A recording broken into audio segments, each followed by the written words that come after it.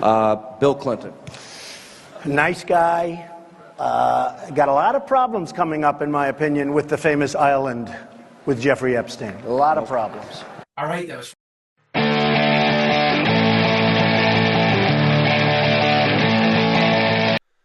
Hello, welcome to a new edition of the Weekly Wrap, where we go over a bunch of different topics, maybe get into a personal segment or two, and yeah, that's how we roll on Saturdays. But before we get into the show, I want you to subscribe, whether it's on YouTube, Apple Podcasts, Spotify, or wherever the hell you get your podcasts. Please subscribe. I really freaking appreciate it. So, a lot of late-breaking news that happened yesterday was sort of perfect for this podcast. Trump decided to go to war with Marjorie Taylor Greene, and he also attacked Thomas Massie for the millionth time. He treats Thomas Massie the way I treat a bunch of my ex-girlfriends, I just start randomly attacking them online, just out of the blue for no apparent reason. I criticize them for getting with, their new partner. That's pretty much what Trump did. I've done the same thing, in all fairness. Be like, oh yeah, Natalie, you got a new boyfriend, what's he in jail? And then he turns out to be in jail, and it's like, okay. No offense, Natalie, if you're listening, but that's what Trump does. Trump attacks Thomas Massie, and then he criticized him for getting, remarried. Because Massie, his wife passed away last year, and then Massie had the gall of getting remarried. He's not like Thomas, it's not like Thomas Massie's 85. I think he's in his 40s or 50s. It's totally appropriate for him to remarry. And Trump's like, how dare you get remarried? Like I said, I get it. I've done the same thing. It's like, how dare you, Anna, get a new boy? I thought I was your untrue love. And then she's like, yeah, then why'd you dump me? I'm just like, okay, let's not get defensive here. So anyway, I want to talk about that. So regarding, Marjorie Taylor Greene, Trump, sort of for seemingly no reason, although there did turn out to be a reason, Trump last night, 8:31, I think Pacific time, but maybe Eastern, I'm not quite sure.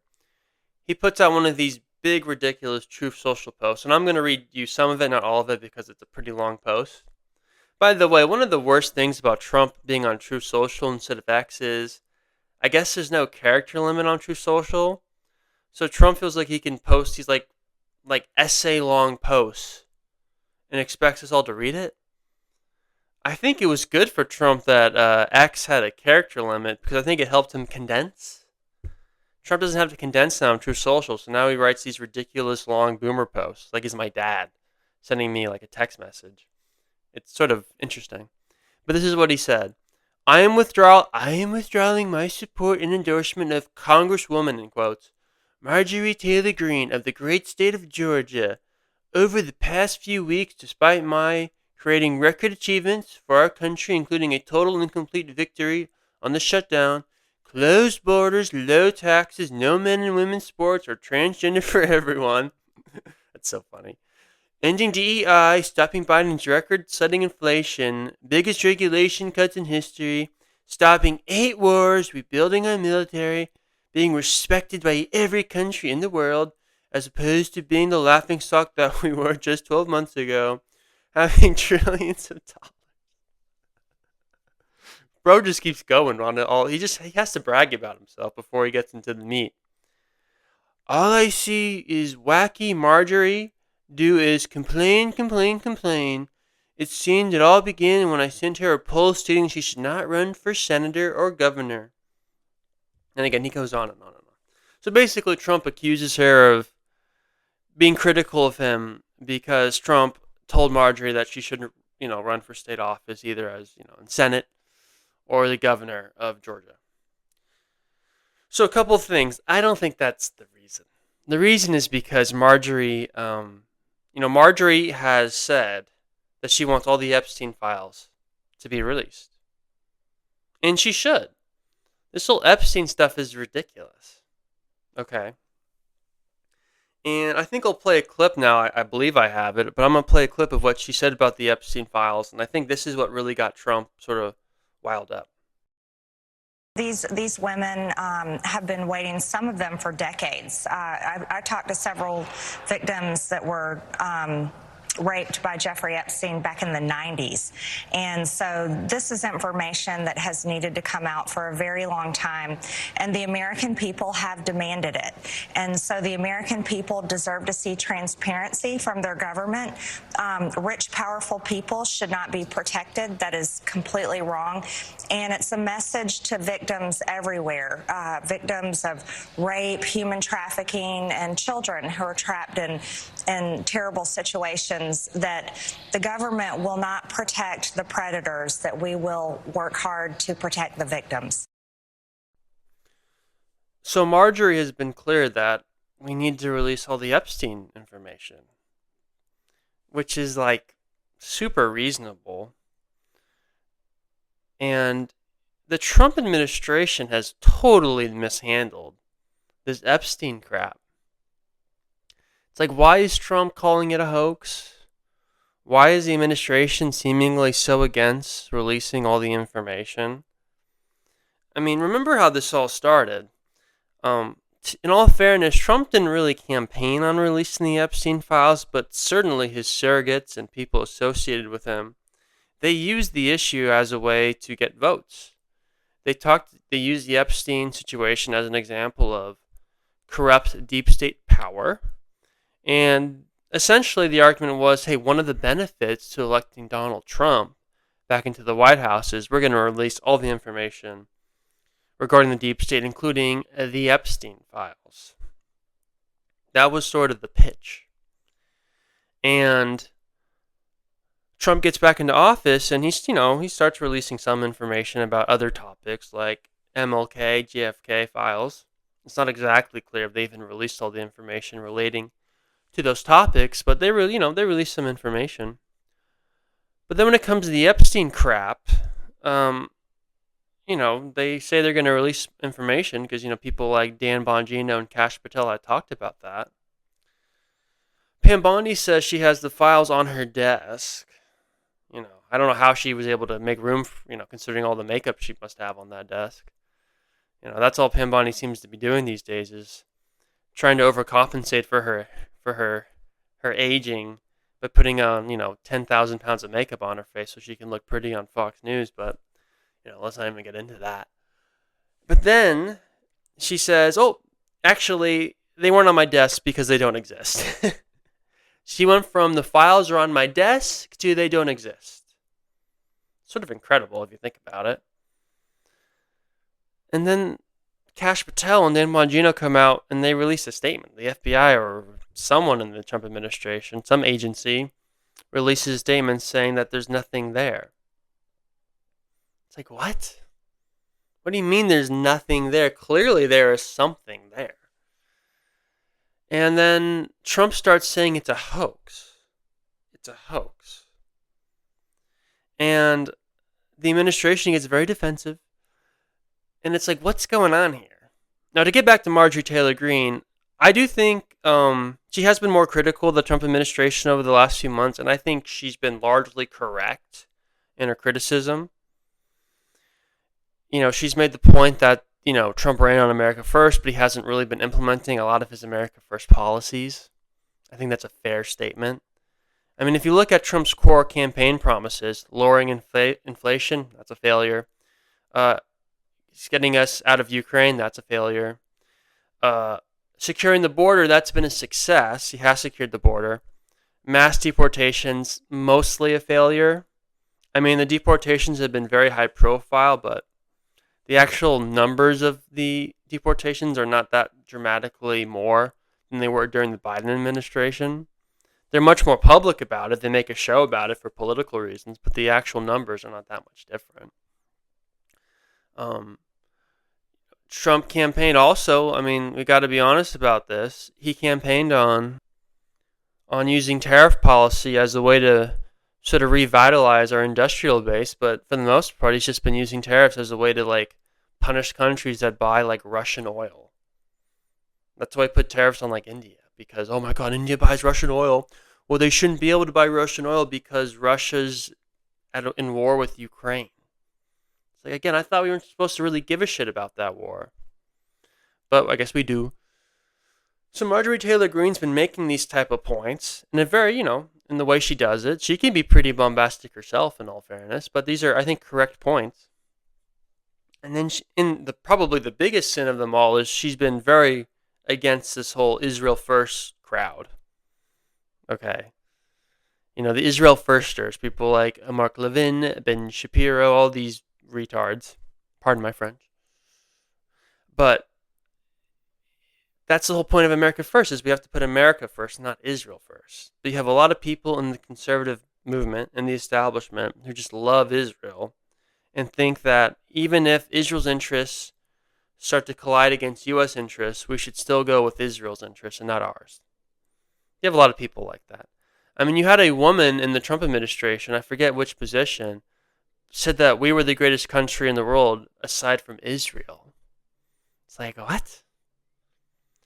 And the reason why I'm bringing, I could hear some people like, why are you talking about Israel? Why are you talking about it? It's like, well, there are reasons to suspect that Epstein had connections to Mossad. Certainly, Ghislaine Maxwell's family had connections to Israel. I mean, Ghislaine Maxwell's father, I believe, basically had a state funeral in Israel. That's a little weird. It's never been clear how Jeffrey Epstein got all his money, and how a college dropout later became a professor. That doesn't make any sense. I mean, the whole Epstein stuff is very weird. And there may be foreign connections, but we don't really know because the Trump administration has sort of resisted releasing more info on Epstein. And this cannot be understated how much of a political failure this has been. If you look at Trump's approval rating, when it really started to dip was two things. The Iran strikes, because again, you can't campaign for basically 10 years that you're not going to start any new wars, and you're the only president during your first term not to start any new wars, then start a war with Iran as soon as you get back into office. You just can't do that without political consequences. I'm sorry. Even if you think the strikes were justified, again, if you posture yourself as the anti-war guy for 10 years, you can't just then start a war on behalf of another country, Israel, and expect no blowback from the public. Of course there was going to be blowback, particularly from the younger, more minority swing voters that shifted towards Trump. They weren't going to be happy with that.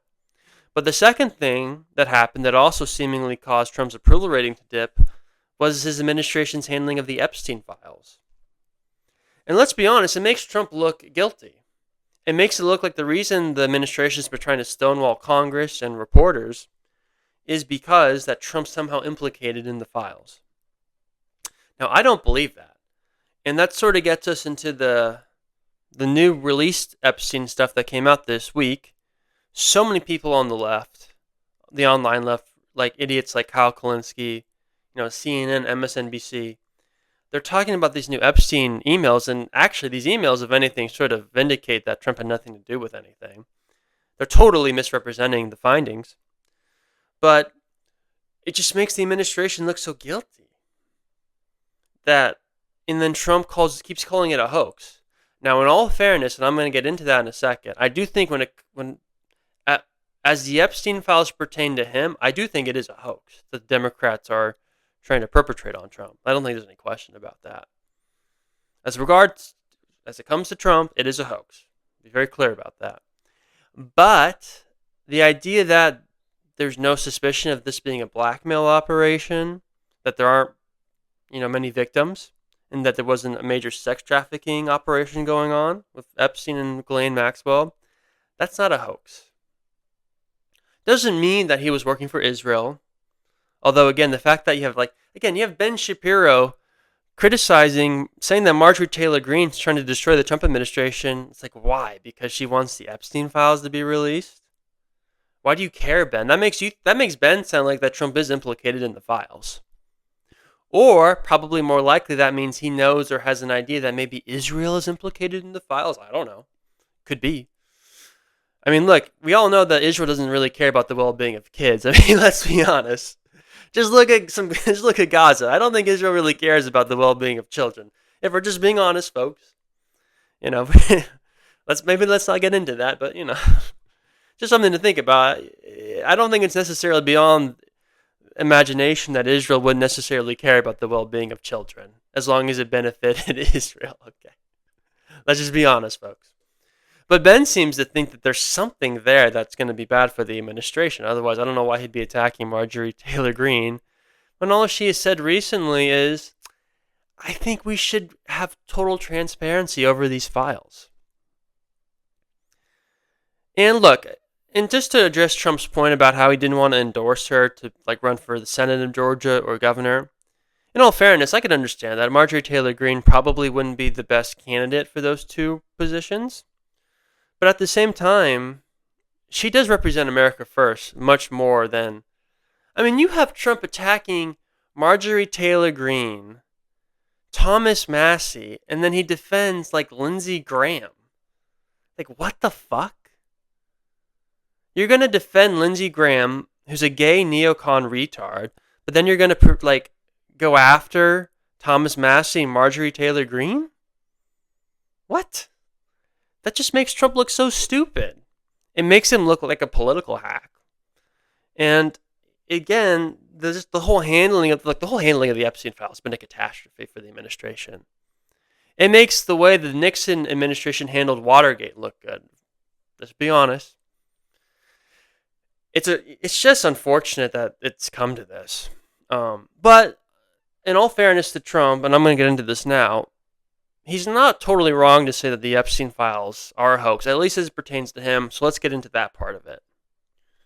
So a bunch of Democrats in Congress released a bunch of emails relating to Epstein that they got from, I believe, his estate somehow. I think this is through the Republican, might I add. I think they got this information through the Republican congressional investigation.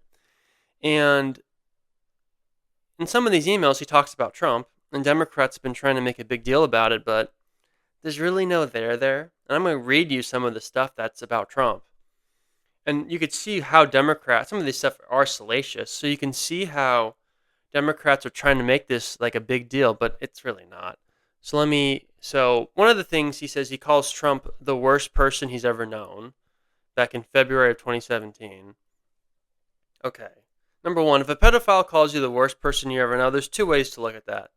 Number one, you could be like, wow, a pedophile thinks you're a bad person? You must be a really bad person. Or it could be that the pedophile is not a very good judgment of character, that maybe you're a good person because the guy's not a good person himself. So there's two ways to look at that.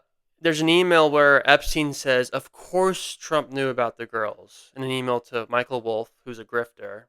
Michael Wolff's this author who's written many ridiculous books about Trump. He one time implied that Trump had an affair with Nikki Haley during Trump's first administration. No evidence for that. He's a total bullshitter. And then in 2011, Epstein had a message referring to Trump as a dog that hasn't barked.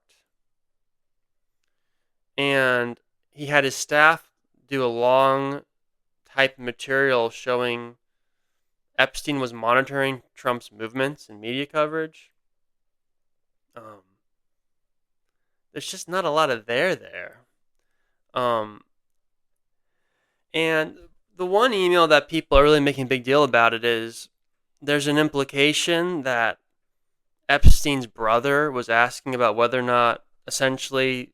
Well, let me read it and then give you the full context. In a leaked email from the brother Jeffrey Epstein, Mark Epstein asks if Vladimir Putin, quote, has the photos of Trump blowing Bubba. And apparently Bill Clinton has been known as Bubba by other people, I guess. So that's probably the most salacious email. The most salacious email and all this information from the Epstein estate is Jeffrey Epstein's brother claiming that Trump gave Bill Clinton a blowjob. Okay, and I'm supposed to take this seriously? Who actually thinks Trump gave Bill Clinton... Look, I know Bill Clinton would not be a stranger of getting blowjobs, okay? That's not... Ooh, Bill Clinton got a blowjob. Yeah, okay, water's wet, I understand that. But I don't think Donald Trump gave... Look, maybe Donald Trump's our first bisexual president. I was kind of hoping that award was going to come to me someday. Not that I'm bisexual, but let's not even get into that. That'd be so funny. Trump's our first bisexual president. Let's fucking go, bro. No wonder Trump's talked about how he likes kissing men and women at his rallies.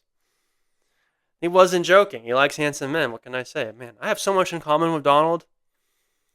I'm just kidding. Not bisexual. Maybe a little bit, but I'm not. But Trump, I don't think, look, call me crazy. I don't think Trump gave Bill Clinton a blowjob. I don't think that happened, folks. Could it have happened? Maybe. Probably not. Maybe that's what Trump meant when he retweeted someone saying, how can Hillary Clinton pleasure the country if she couldn't even pleasure Bill Clinton? It does sort of give new context to some of these old Trump posts attacking Hillary and Bill, in all fairness. But in all seriousness, I don't think that happened. I don't think President Donald J. Trump gave Bill Clinton a blowjob. Okay, I don't think he gave him his throat. Don't think that happened. It'd be funny if it did happen, but I don't think it happened, unfortunately or fortunately. I don't think it happened. And the other thing, and let's get a little more serious now. The other thing Democrats did, which was so disgusting, is in some of these emails and documents, there's a reference to a quote-unquote victim that that Jeffrey Epstein apparently was involved with. And there's an implication in this document that maybe this was a potential victim that Trump, because they claim in the email that Trump spent like hours with her. But the redacted name is a woman she's already public. So there was no point to redact her name. Usually redact victims' names for privacy purposes. Number one, she's dead. And number two, she's already made public accusations. She's already accused Epstein of stuff. Her name's Virginia. Let me see if I can find her full name real fast. My apologies. I should have had that ready. I believe it's Virginia Giffrey. I think that's how you say her last name, Giffrey. But anyway, there was no reason to redact her name because she's passed away, and she already made her accusations public. But the real scandal here is she had already made public comments saying that she had no negative interactions with Trump. That she never accused Trump of wrongdoing, and when she was asked about it during, I think, an investigation or something, she said, no, Trump never did anything inappropriate to me. So let's be honest what the Democrats did here. They purposely redacted this alleged victim's name to try to create sort of a perception or an implication that Trump might have victimized this person. But she'd already said publicly that, no, Trump never did anything wrong to me. So the only reason Democrats rejected her name was for that purpose. It just shows you what sleazebag the Democrats are and how this has become sort of a hoax for the Democratic Party. And then the question is, well, why is Epstein claiming in all these emails that he had dinner with Trump? That was another thing in the emails, that he claimed that that Epstein had dinner with Trump when Trump was president the first time. Again, there's no evidence for this stuff. But the Democrats are trying to say, well, why would Epstein say all these things about Trump? It's like, because Trump was the president, Epstein was obsessed with power and influence, and it's pretty clear he was sort of obsessed with Trump. Because what, again, the media's not telling you, folks, is Trump, he cut off the relationship with Epstein. There were public complaints from Mar-a-Lago that Epstein was harassing girls, so Trump banned him from Mar-a-Lago. Also, back when Trump first ran, I think this was in 2015, Trump was being interviewed by Sean Hannity, and he said that one of the issues that the Clintons were going to face in the upcoming campaign was the fact that Bill had been on Epstein's island. Now, if Trump himself was implicated, and I'll play that clip at the beginning of the podcast. I don't have it now, but I'll add it at the beginning so you can hear that. But if Trump was implicated by the Epstein files and by Epstein himself, why would he be making public comments that, back when he first ran, that Epstein would be a problem for the Clintons because of Bill? That doesn't seem like, you wouldn't say that if you thought Epstein had dirt on you. It's just, again, I'm not saying the Epstein thing's a hoax overall, but as it pertains to Trump, yeah, it is sort of a hoax. And the other thing is, Epstein was, I think, there's evidence that he was a liberal, and he And Epstein knew that by associating him with Donald, that was going to hurt Donald Trump politically. And in fact, this also came out today. There's evidence that Epstein might have been helping some congressional Democrats. That's how much he disliked Trump. He was trying to help congressional Democrats. I'll read you this new information that just came out. Jeffrey Epstein, this is a quote from Ryan Saavedra, who worked for the Daily Wire. I'm not a big fan of the Daily Wire, but, I think this information is pretty clear-cut. Breaking. Pedophile Jeffrey Epstein was working with Democrat member of Congress, texting them questions during a congressional hearing about Trump's former personal attorney and fixer. The text messages may have influenced the lawmakers' questions. And, so let me get this straight. Epstein was working with Democrats to help him ask tough questions about, I believe this is referring to Michael Cohen. Doesn't say that, but Michael Cohen was Trump's personal lawyer and fixer, so that's probably who they were talking about. And Cohen did have to testify during Trump's first administration because of the Mueller bullshit. So Epstein was helping Democrats help him ask tough questions to one of Trump's personal lawyers. It's like Epstein was a liberal. He was obsessed with Trump. And let's be honest, Epstein was probably he was exaggerating his friendship with Donald. Okay. Number one, because again, Epstein just loves power and influence. That's pretty clear. He just has the psychological makeup of that type of a guy. And he probably knew that he was going to get screwed over. No, not screwed over. I shouldn't put it that way. He knew that he was going to get fucked, ironically enough, because of his past actions, that that his crimes were going to catch up to him. And he was probably trying to lay a pretext of saying, hey, if you try to go after me for all the crimes I've committed, I may have information on the president that you can use to go after him. Because remember, this is back during Trump's first term with the whole Mueller crap and everything. So Epstein was probably, this is speculation, he was probably trying to exaggerate the knowledge he had of Trump to try to use that as a way to get leniency when the law went after him. That's what happened here. I think that's pretty obvious.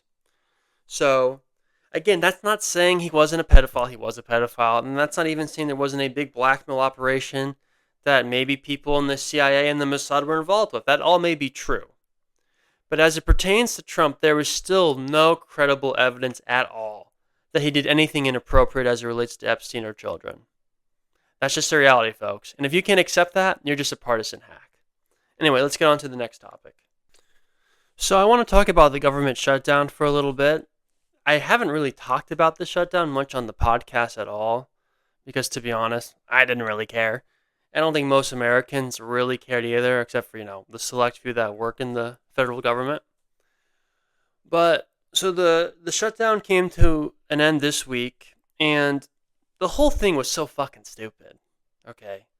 And by the way, the Democrats totally lost this, by the way. I don't care what the polls say. I don't care what the media says. This was a Democrat loss. Okay, they're the ones who caved. But this whole thing was so fucking pointless. So we have the longest shutdown in American history, which again, no one even really cared about. And this whole issue came about because Democrats wanted an extension on on the affordable health care, tax credits and subsidies, which were set to expire. And Republicans they wanted a short-term resolution to continue funding the government. And the other thing Democrats wanted is they wanted to change some of the sort of the cuts to Medicare and Medicaid that the Trump administration and Republican Congress put into the big beautiful bill. Democrats wanted to reverse those changes. Obviously, that wasn't going to happen. They'd already lost that fight. But the big thing, again, was about the Obamacare subsidies that were set to expire. And Republicans were like, well, we're not going to do that right now. Just sign on to this bill to continue the government funding for the next couple months, and then we can talk about, these Obamacare subsidies and tax subsidies. But Democrats were like, nope. We're going to shut down the government unless you guarantee a vote on that. And Republicans were like, fine, well, we're not going to do that. So that's why we have the shutdown. And for over, I don't know, how long was it? Nearly 40 days, we have this ridiculous shutdown that no one cared about. And you had people in the government not being paid.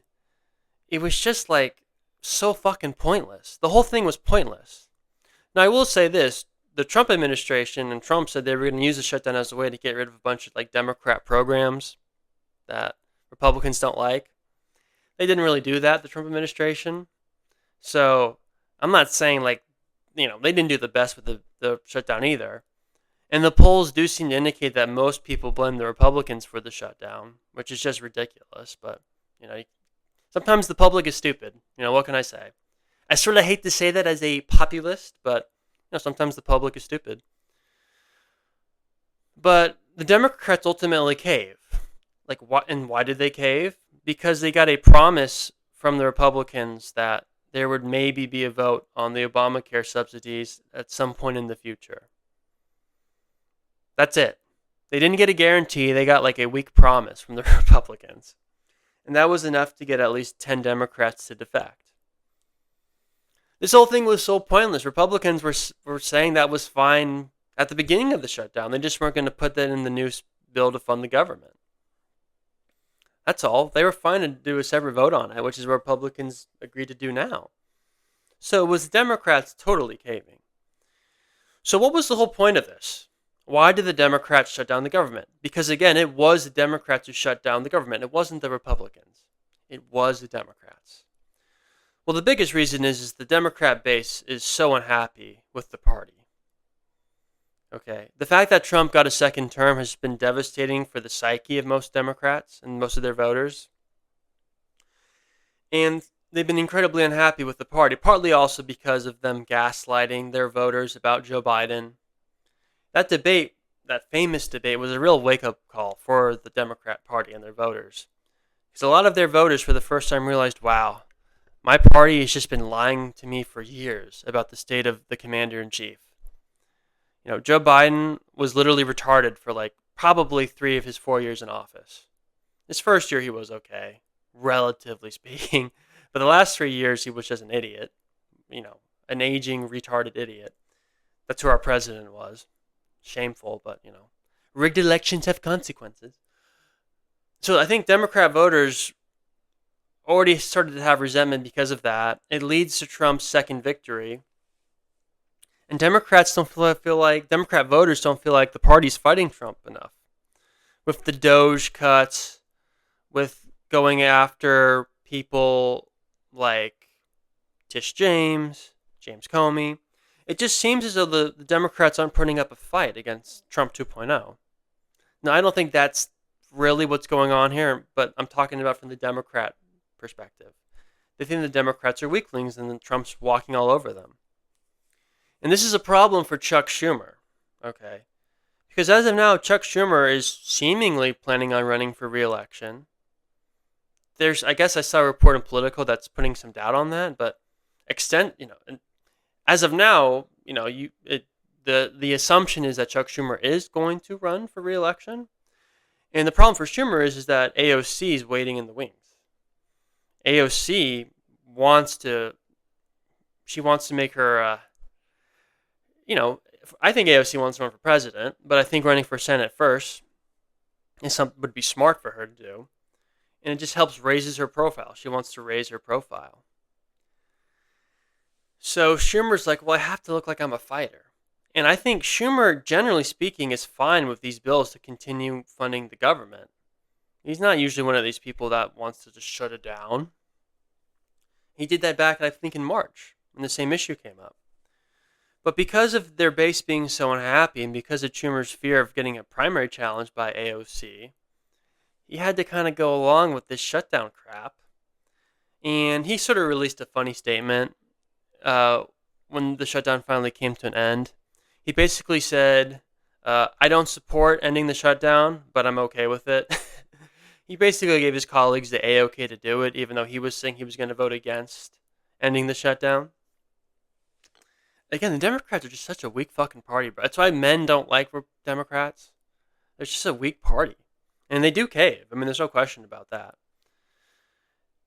Especially considering they were winning the political battle, if you trust the polling. And you could argue that maybe the shutdown's a reason why the Democrats did quite well last Tuesday, and the elections in Virginia and New Jersey and many other states. But Democrats got such cold feet because people weren't getting their SNAP benefits, people weren't getting paid in the federal government. And the Democrats, they care more about the government than Republicans do. It's just sort of the nature of the parties and their ideologies. So there's no question they caved, but again, this whole thing was fucking pointless. Again, even on the Republican side, we didn't get a lot of what Republicans said they were going to do. Again, Trump said that we were going to fire a bunch of people, cut different programs that Republicans didn't like because of the shutdown. Again, we really didn't do that. And again, if you look at the PR side of it, we lost the fight. Most people blame Republicans for the shutdown. And on the Democrat side, they do not get a guarantee. They don't get a guaranteed vote on the Obamacare subsidies. They're the party that actually caved. So they didn't get anything out of it either, except maybe a PR win. Maybe Chuck Schumer has a better chance of now winning his primary. But this whole shit show was for nothing. This didn't benefit the American people. It didn't really hurt the American people either, in all fairness. I mean, I think for your average American, they either weren't really aware of the shutdown or didn't care. I think that's fair. But this whole thing was just so fucking pointless. And it just shows you how incompetent our government is. And it's why I really didn't talk about it much until the podcast until now, because I just thought this whole thing was stupid. And so, anyway, that's sort of my thoughts on the shutdown. The whole thing was pointless. Democrats are weak. Republicans talk a big game, but often don't deliver. That's sort of the story of the second Trump administration. So I think everyone sucks in this story. I think objectively speaking, the Democrats did lose. Again, I don't care what the polls say or what the media says. But, Republicans, the Trump administration could have handled this even better. They could have won this PR battle if they had been smart and sophisticated about it. And they weren't. So anyway, that's my thoughts on the shutdown. Let's get to the next topic. Crooks, including one user who wrote this: "You were on YouTube threatening to shoot government officials. I sure hope the FBI is monitoring social media for violent nutcases." That exchange is still available on Internet Archive websites. But the FBI didn't see that before the shooting? That's hard to believe. On various occasions, Crooks openly said things like Mueller should be hanged along with the rest of the Democrats involved in that witch hunt, and "I always believed being patriotic was lining up a bunch of socialist Jews, like the ones who booed Trump, and blasting their useless brains out with an AR." And yet, in early 2020, Crooks seemed to change radically. On January 23rd of that year, he referred to, quote, Trump's stupidity. He began to mock the concept of the deep state. He suggested it was a code word used by Trump supporters for, quote, anyone who disagrees with the right wing. Suddenly, he sounded like an MSNBC commentator. In February of 2020, he called out Trump supporters as, quote, too brainwashed to realize how dumb you are. I mean, literally, you guys sound like a cult at times. That same day, he called Trump and his supporters, quote, racist. It was an amazing transformation. So the next topic I want to talk about is Thomas Crooks and Tucker Carlson. Yesterday, Tucker Carlson released sort of a mini, not documentary, but a mini breakdown of new information we have on Thomas Crooks. For those who don't remember, the FBI had said back when the Biden administration was still in charge, right after Trump had been shot, that Thomas Crooks, the would-be assassin who almost killed Trump, he grazed his ear, obviously, that Thomas Crooks, they said, had no real online presence. Now, that was weird because, he's like, 19, 20, 21 years old? That's sort of unusual for a person at that age not to have a real online presence. I mean, for people in their 20s or teenage years, online is like just how the world is for them. That's how they grew up. So the fact that the FBI was claiming that he didn't have any, seemingly no online presence, that was very strange.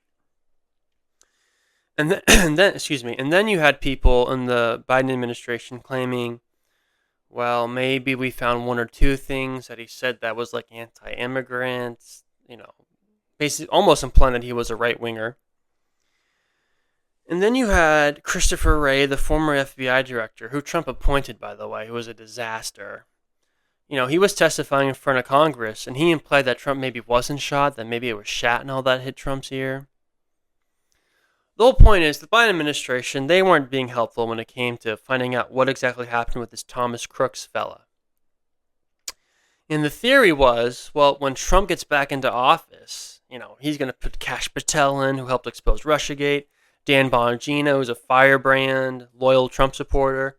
They're going to uncover what the hell exactly happened. How the hell did some weird teenage nerd, how was he able to get onto a roof and get several clean shots at the overwhelmingly favorite to be the next president and former president, Donald J. Trump? How the hell did that happen? So Dan Bongino, Kash Patel, they get into the FBI. Then, I think a few months later, they do an interview on Fox News, and they claim, nothing to see here. Nothing suspicious happened. We can't talk about it because there's a trial. It's like, well, first off, there's a trial for the second would-be Trump assassin, but there's no trial for the first guy that we're talking about because he's fucking dead. And the second thing is, what do you mean there's nothing there? We just want to know more about I'm not saying there was a conspiracy from the government to kill Trump, but there's clearly more information that you guys know that you haven't told us yet. Again, we want to know how the hell was he able to get on the roof? What's his backstory? Was there signs of violence that people missed? What the hell happened here? Who is this kid? And stonewalled. They don't give us anything. We're talking about Trump's people now. They say that there's nothing to see, really. But then Tucker Carlson releases this new information yesterday and shows that both the Biden FBI and the Trump FBI have been lying about Thomas Crooks. He did have an online presence. And what the online presence show, and I played a clip, Tucker went over it a little bit, but what it shows is that at first he was seemingly a right-winger, which makes sense. He did live in a rural county in Pennsylvania. He's white. You could understand how he could maybe grow up a Trump supporter. But as Tucker says in the clip I played, he began to shift and became a left-winger. And he was someone who was continuously espousing, violent rhetoric online, in YouTube comments at the very least, which is what we only have now, because that's the only access that Tucker was able to get. But in these YouTube comments, it shows this dude was threatening to kill not just Trump, but many public officials, Democrats and Republicans. And the FBI didn't pick up on any of this. It's a little weird. And again, Thomas Crooks was able to fly a drone at the rally site for about 11 minutes. And according to the government, the anti-drone technology that they had at that event was down, coincidentally, at that time. That's a little weird. The one roof that wasn't being surveilled by the Secret Service was the roof that Thomas Crooks was able to get up on. Again, just with the fact that there was no one on that roof was just very suspicious. You had police people telling Secret Service that Thomas Crooks was a suspicious person, but then they just lost track of Crooks at the rally. Again, there's just so much weird. And then I think they cremate Thomas Crooks' bodies 11 days after the assassination attempt. There was no purpose of doing that so quickly. The Congress can't now do their own investigation of Crooks' body because the body doesn't exist anymore. There's just a lot of weird information going on with Crooks. And the fact that the FBI is still pretending as if there's nothing more to learn is just very strange. And according to Tucker went to the FBI and asked if they could validate the authenticity of these YouTube posts that Tucker got from a source. And it was clearly him. I mean, there was video clips it was his channel that these comments were coming from, because the same channel had videos of him shooting a gun, by the way. But the FBI still pretended, we don't know if these are authentic. How do you know they're authentic, Tucker? It's like, well, why? It's clearly his YouTube channel. There's videos of himself on it. What are we doing here? I thought Trump's FBI was supposed to be more transparent, especially when it comes to someone who tried to assassinate Trump himself. It's like, what are we doing here, folks? It's just bizarre that Tucker Carlson has to be the guy that gives us more information about this Thomas Crooks guy. Now, I think the reason why the Biden administration didn't want to release this information is it does show that Crooks became an anti-Trump left-winger, particularly in 2020. According to Tucker Carlson, 2020 is when these YouTube comments become very anti-Trump. He calls Trump supporters, idiots, that they're just sheep, and says that Trump's basically an idiot. He becomes an anti-Trumper. So he wasn't a right winger. He became a left winger. At one point, he was a right winger. That seems to be clear because he was talking about trying to kill like the squad. Ihan Omar, AOC. So at one point, he does seem like he was a left winger. But then COVID happens and he shifts. He was a right winger. But then COVID happens, he shifts to the left. He becomes a left winger. And that's probably why the Biden administration didn't want to admit that, because they didn't want to help Trump's chances in the 24 election. The idea that a left winger nearly assassinated Trump, that was just going to not be good for the Democrats politically. But then why is the Trump administration not releasing this information that they have? That's what doesn't quite make sense to me.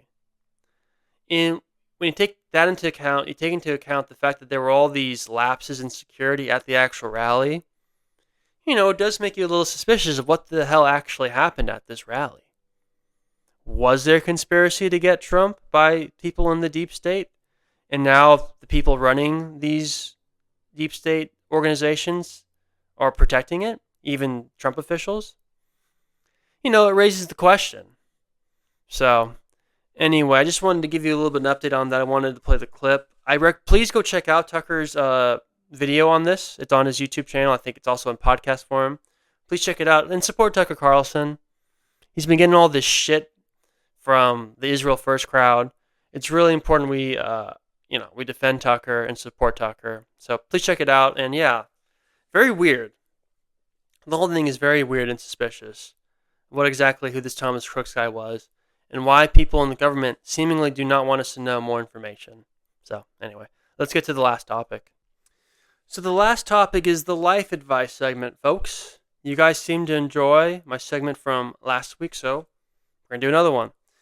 So my advice this week would be, don't tell girls your history with other girls if you're going to date them. Just don't do it. It's true for girls especially. A lot of times women will not want to tell you about their history. That's also true for guys. Guys, you shouldn't want to tell them either. Okay? Because it can come back to bite you in the ass. And I have a little story to tell you why. So, I matched with this girl on one of these ridiculous dating sites. Very pretty, blonde, my type. Seemingly, not trashy, sweet girl. So, and she's from a certain area where I live, and I know the area.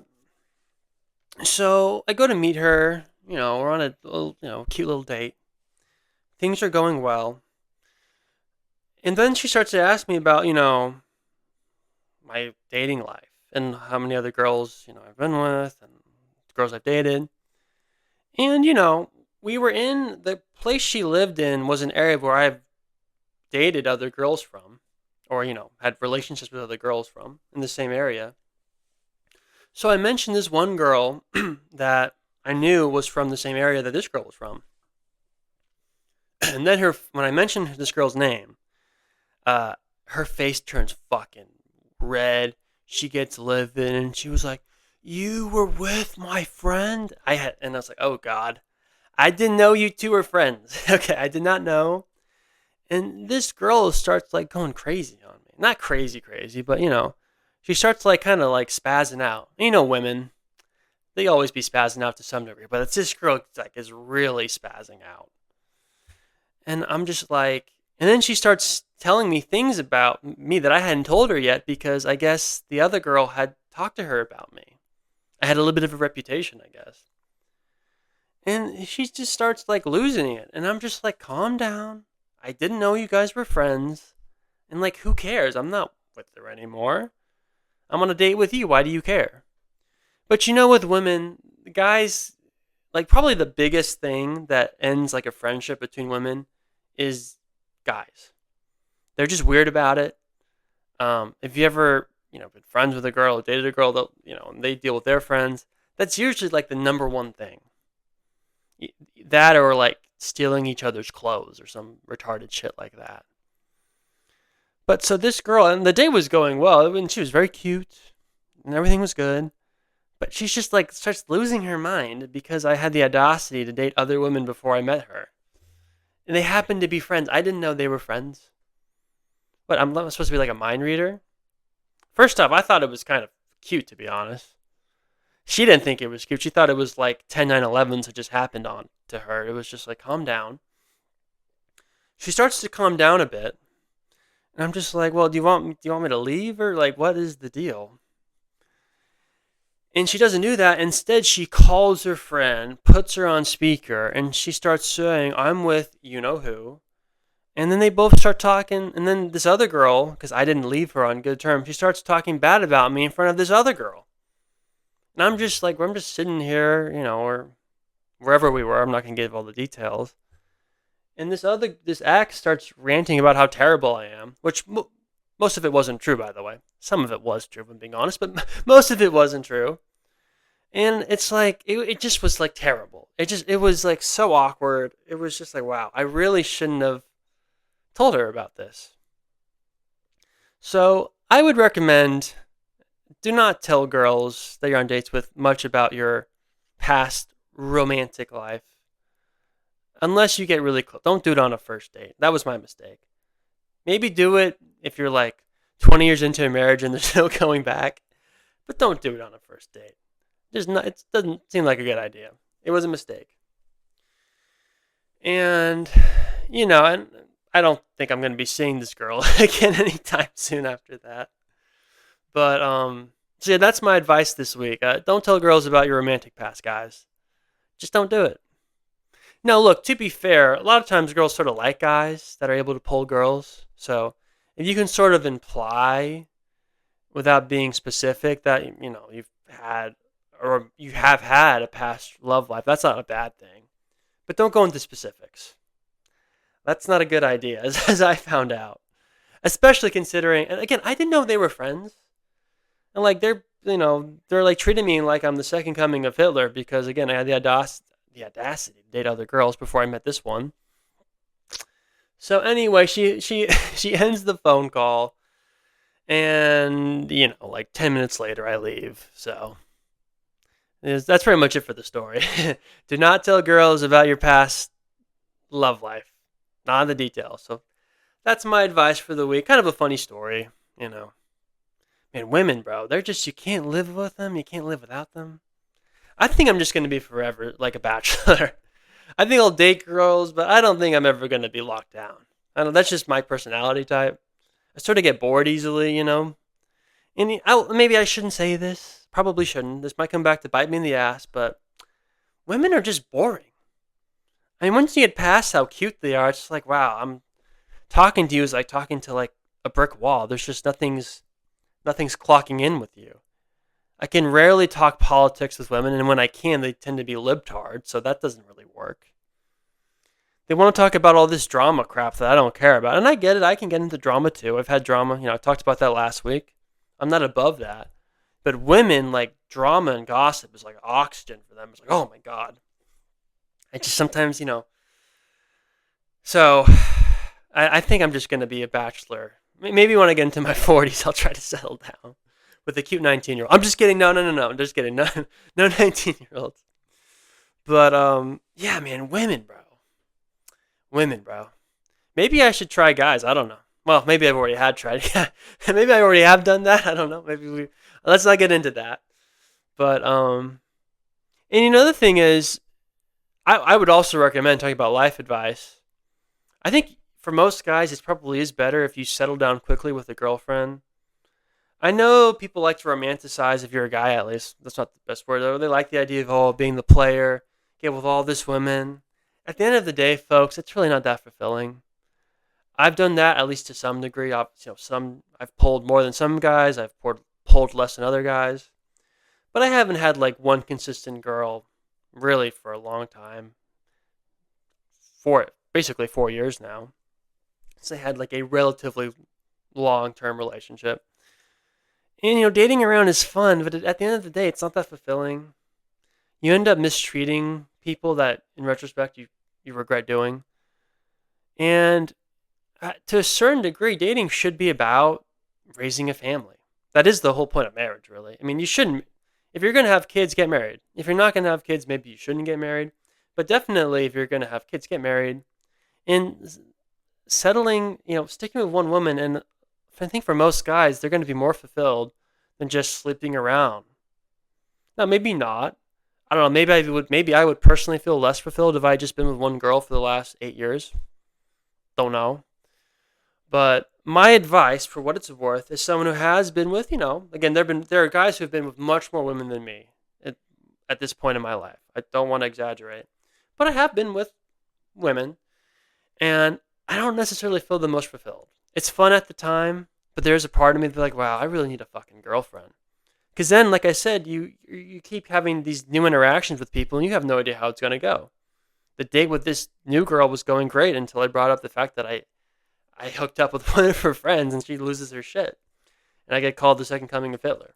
So that's sort of the downside of dating around, So anyway, that's my advice. Maybe stick with one girl once you get into your mid-20s. And if you're going to go on a bunch of dates, don't go into details about your love life with other girls. It's just not worth the risk. Anyway, that's it for the podcast today. Thanks for listening, folks. I hope you enjoyed the personal segment. I hope you enjoyed this new format with a weekly wrap. I'll be posting clips over the weekend. Thanks for listening, folks. Again, please subscribe, whether it's on YouTube, Apple Podcasts, Spotify. Please like and subscribe. Like and comment if you're on YouTube. I would really appreciate it, folks. We'll be back on Monday. Bye-bye.